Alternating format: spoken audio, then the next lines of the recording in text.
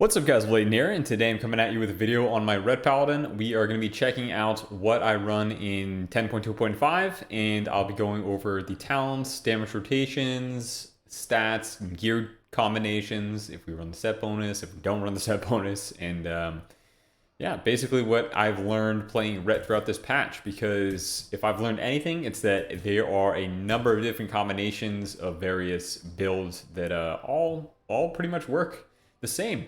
All right, let's get into it. So, due to the nature of the way that gearing and talents work this season, I'm going to be talking about them at the same time.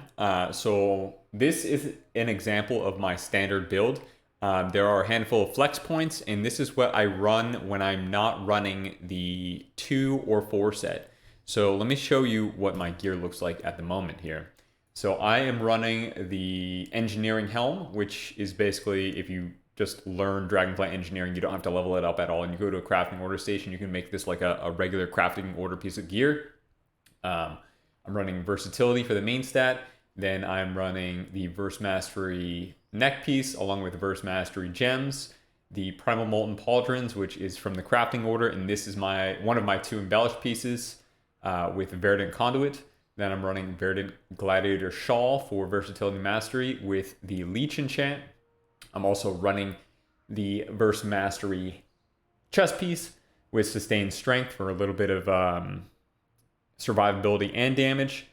I am running the Verdant Gladiator's Plate Wrist Guards with my 75 primary stat and 66 versatility gem, which you get from the crafting order station, and Leech enchants. Then I'm running the Verdant Gladiator's Greatsword with Sophic Devotion. A lot of people ask if the Legendary is a viable option. I think it's fine to run. But for example, I think one of the Ret Paladins in the AWC, KZ Fox, tested out the Legendary and then actually stopped running it in his games. So because I don't have the Legendary to test, I can't say for certain if it is better than the Gladiator's Greatsword or not, because it has the 2 worst stats for Ret and PvP. But it's a pretty safe bet just running the Greatsword if you have it. Legendary is optional. After that, I'm running the Verse Mastery hands, the Verdant Gladiator's Plate girdle with the Shadowed Belt Clasp for like 2k extra HP.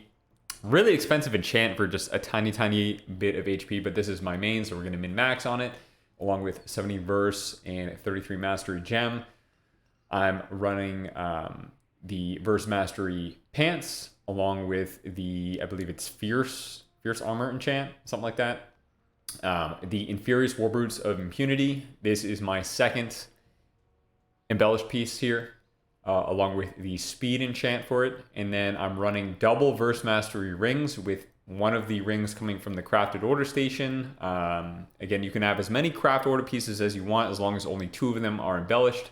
So that's how I achieve the double verse mastery.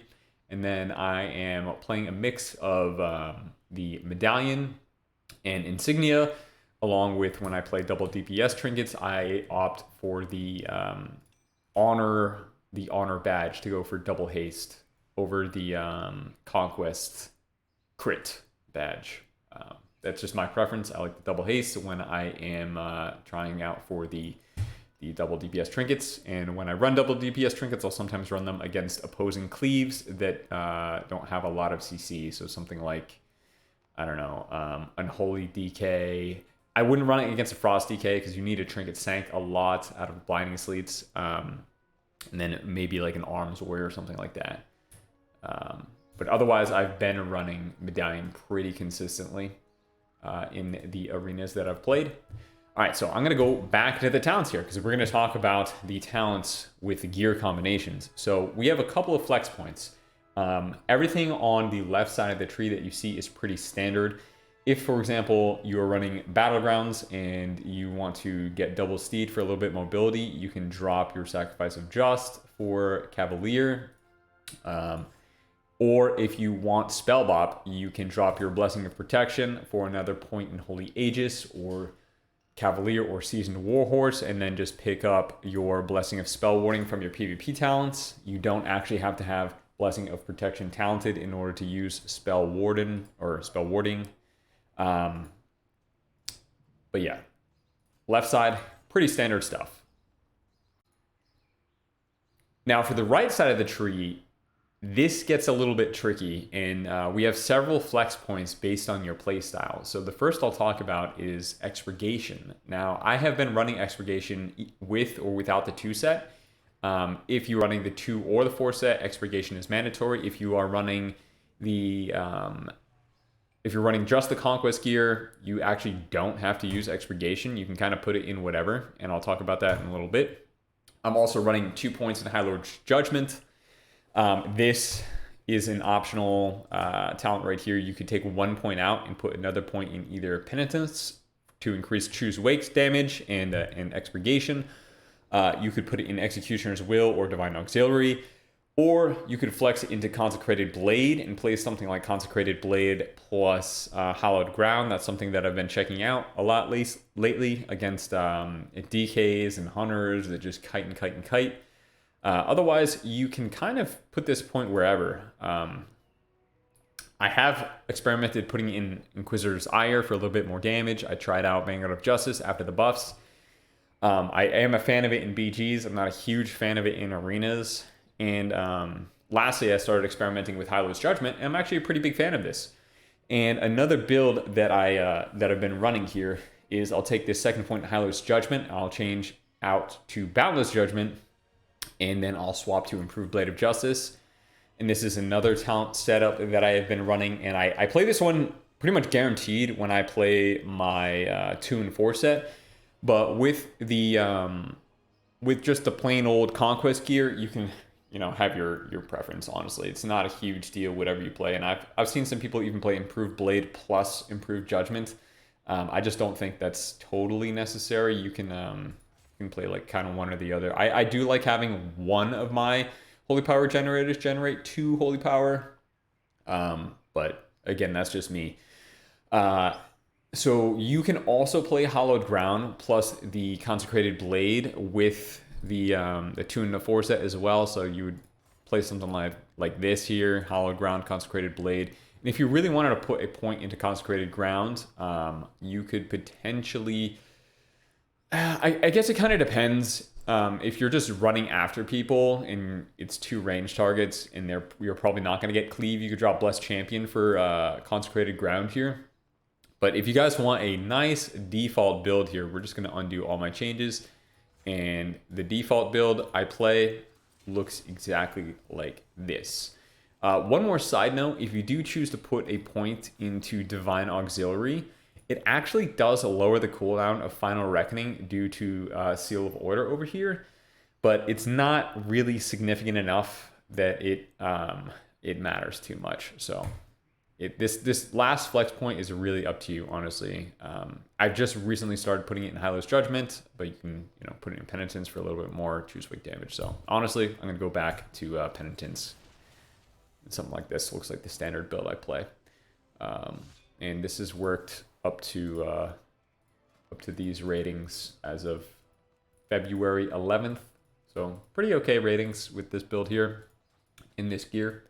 If I do play the 2 set, you can play a little bit more offensive version of the 2 set by taking the Haste Averse chest piece here along with the Haste Mastery gloves, and it will be something like this.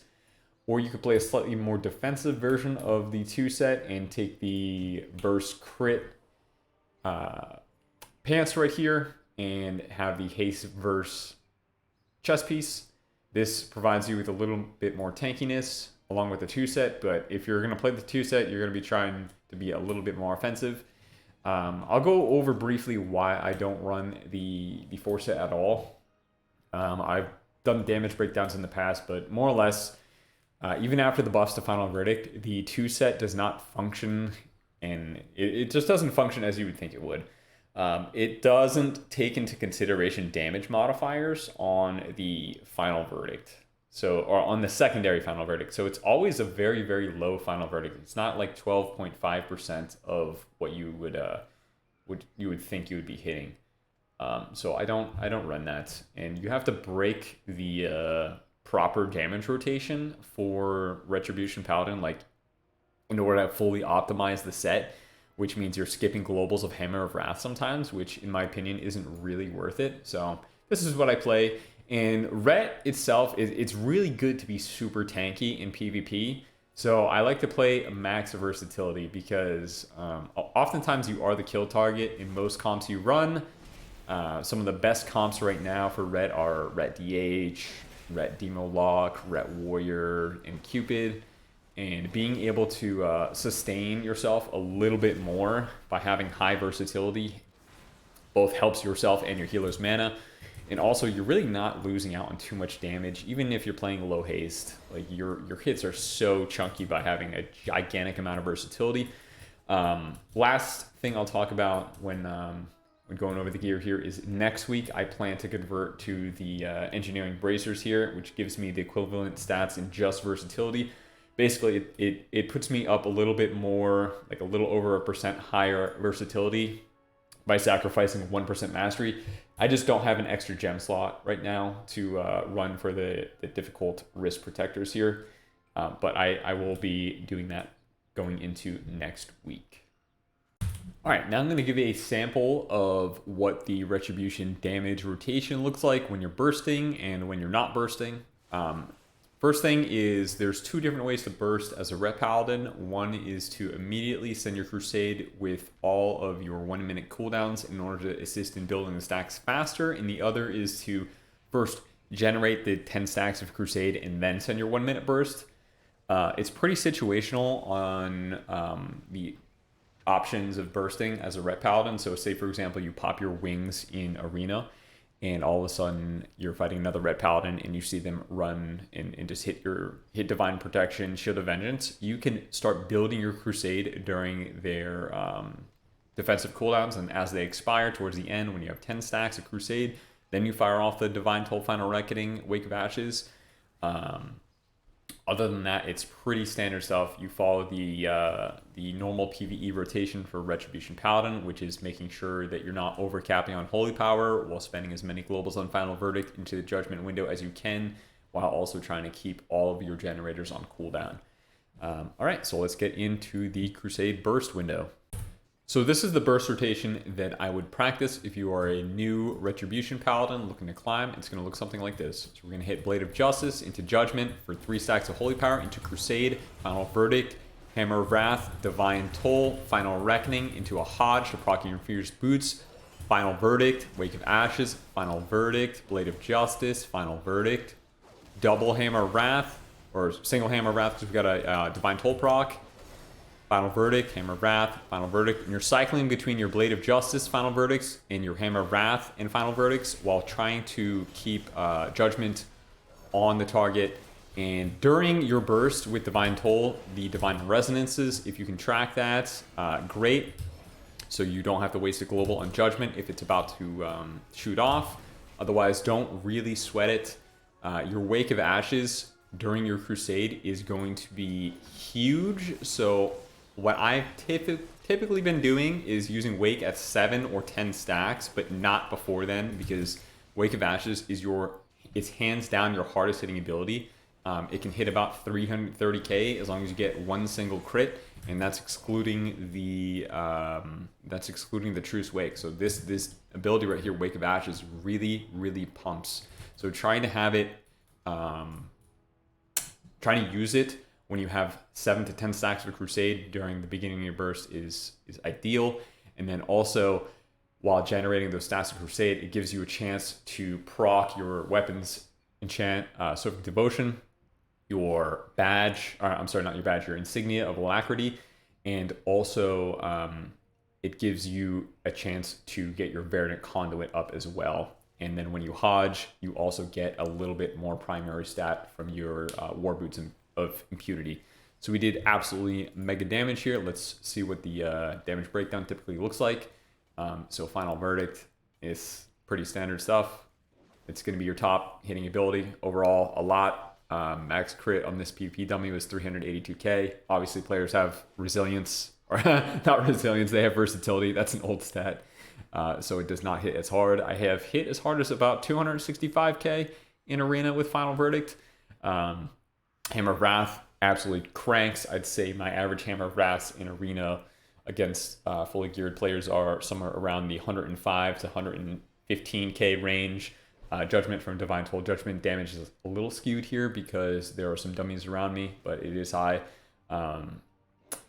Wake of Ashes, absolutely crank. So let's take a look at the initial hit from Wake of Ashes was 184k non-crit. Then we have our two Seething Flame strikes here, which are one crit for 176k and the other hit for just under 100k non-crit. These are all really big damage. Couple side notes on Wake of Ashes, Seething Flames, and Truce Wake. You actually have to make sure that your character is hitting the initial wake. Otherwise, the Truce Wake won't apply. Truce Wake does not apply through Seething Flames. And then Seething Flames, you actually have to like angle your character so Seething Flames hits. It's like a secondary and a second and third strike after your Wake of Ashes. So make sure you are, in front of your target, not like one and then like you just kind of whiff your stuff and it goes elsewhere. Yeah, that's not ideal. You really need to hit the first part of the Wake of Ashes in order to take full advantage of these secondary effects from the capstone talents here. All right, now let's go over the standard rotation. As far as the standard non-burst damage rotation goes, it's just a dance between not trying to overcap Holy Power while pressing as many Final Verdicts into the Greater Judgment window as you can, while pressing your Wake of Ashes on cooldown. So it looks something like this. You're just gonna Blade of Justice, Judgment, Final Verdict, Wake of Ashes, into Hammer of Wrath if you get a proc, Final Verdict, Judgment, Final Verdict, Blade of Justice, Final Verdict, Judgment, Hammer of Wrath if you get a proc, Final Verdict, Judgment, Hammer of Wrath, Final Verdict, Blade of Justice on your Art of War resets. It's a pretty standard, easy rotation, so long as you try to not overcap your Holy Power. That's the worst thing that you can really do as a ret in the damage rotation in 10.2.5. All right, I will briefly talk about my macros now. I have a full video on my macros and add-ons that I will link in the description of this video. Pretty much nothing has changed from there. However, talk a couple things about focus macros if you're a new PvPer. So see how I can set this dummy to focus here. Shows on my left side. I have shift modifier macros for all of my crowd control abilities. That means, say for example, I have PvP training dummy on focus, and I have the training dummy over here targeted. If I hold shift, it is going to Hodge or Hammer of Justice the focus target. See? And then if I say, for example, I have another focus macro, my rebuke here. Say I don't hold shift and I press my rebuke button, it goes on my primary. But if I held shift, it would go on my my focus target here. And those macros are, they're somewhere in here. I'll leave a link in the description of the video to all my macros and a nice little copy paste area for everyone to take a look at. But they look something like this here. Target equal focus, modifier equal shift, Hammer of Justice, Hammer of Justice. So yeah, pretty standard stuff as far as macros go. I also have Party 1, Party 2 macros for pretty much all of my blessings and my healing abilities, along with keybinds for self healing abilities and mouse over healing abilities. So say for example, I don't have this DH targeted, but I have my mouse over flash of light. Boom, it goes on him. But if, say for example, I don't have him moused over and I have, I don't know, an enemy target, something like that, and I flash of light, it goes on myself. That's just the way I prefer to play with my flash of light heal in open world PvP combat and RBGs, but in arena I have a Party 1 and Party 2 flash of light bind over on the right hand side that you can see right there.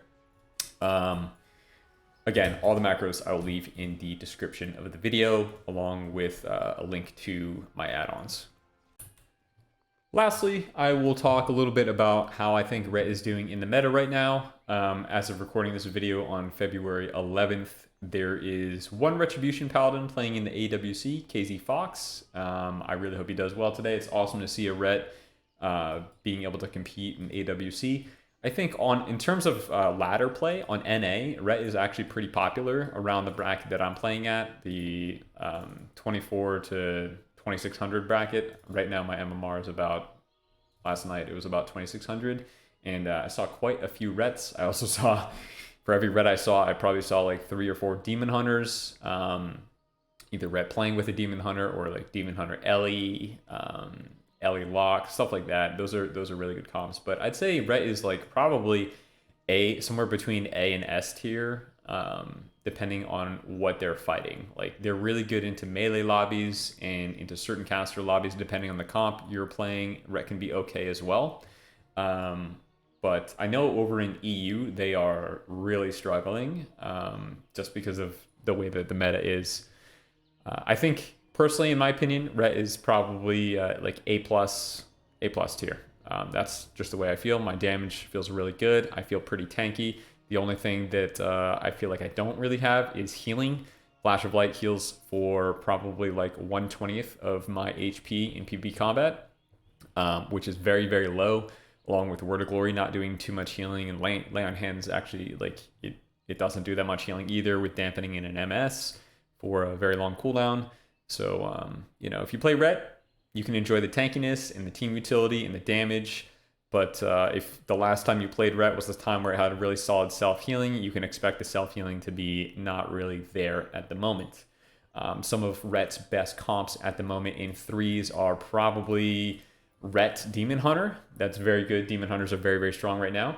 Ret BM Hunter, Cupid Cleave. That's a pretty solid comp for Ret right now. And then Ret Warrior.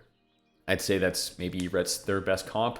Personally, I play Ret Fury Warrior, which is kind of, I think I'm the only Ret that plays Ret Fury Warrior, because my friend is probably the only warrior that's playing Fury right now.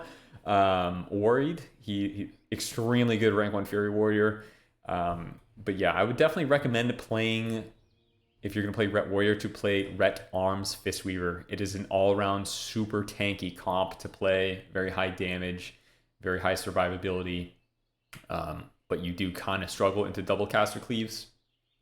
And you could play like Ret Demon Hunter. Sometimes that's a little bit better into caster cleaves, but again, it's going to depend on who you're queuing into. And then your best healer options are, in my opinion, Fistweaver Monk. Mistweaver Monk, honestly, not too bad either for Ret Warrior. Ret Warrior Resto Shaman. That's primarily what I play with the Resto Shaman. I really like playing with the Resto Shaman because it provides a lot of benefits into caster cleaves, which we kind of struggle with as Ret Warrior, such as Grounding Totem and Wind Shear. And after that, I would say probably Resto Druid. Personally, I'm not a big fan playing with Resto Druid. I think it's just I don't have many Resto Druid friends, but my top 2 healers probably Fistweaver and Arsham. After that, I did play a little bit of Ret War Disc Priest and Ret Demo Disc Priest at one point in time this patch. Disc Priest feels not as good anymore as Resto Shaman for some reason. I'm not entirely sure why. It was a viable healer at the beginning of this patch, but I don't know, it's since kind of fallen off a little bit. And then I would kind of stay away from playing with another Paladin for a healer here. You know, double forbearance sucks, man. Especially when you get it in a solo shuffle lobby. You get like an H-Pal or 2 in your lobby. It's really difficult playing with multiple forbearances. And then Preservation Evokers, I don't really ever see them, and I don't ever play with them, so I don't have a true opinion. But if you're a Ret Paladin, you have a friend who's willing to play whatever healer, definitely recommend either Resto Shaman or Fistweaver to pair nicely with you. That is what I played in 2s. Ret Resto Shaman was my favorite 2s comp. As far as 2s go, you could probably get away with playing Ret Disc as well, or Ret Holy Priest. Those comps sound on paper like they'd be pretty good, or even Ret Fistweaver. That's what I played last season. But right now, Arsham provides a lot of additional damage in 2v2 Arena and CC with Lightning Lasso. So you can time like almost every Hodge Lightning Lasso go. You can get some hexes off of Hodges, and Lava Burst chunks like a nice juicy 115 to 130k crits. So Resto Shaman is no joke right now, and it's definitely seeing some play in the AWC as well. All right, guys, if you have any Further questions, please drop them down below, and don't forget to take a look at the link to the video containing my macros and add-ons if you're curious about those as well. All right, I'll see you all next time. Peace.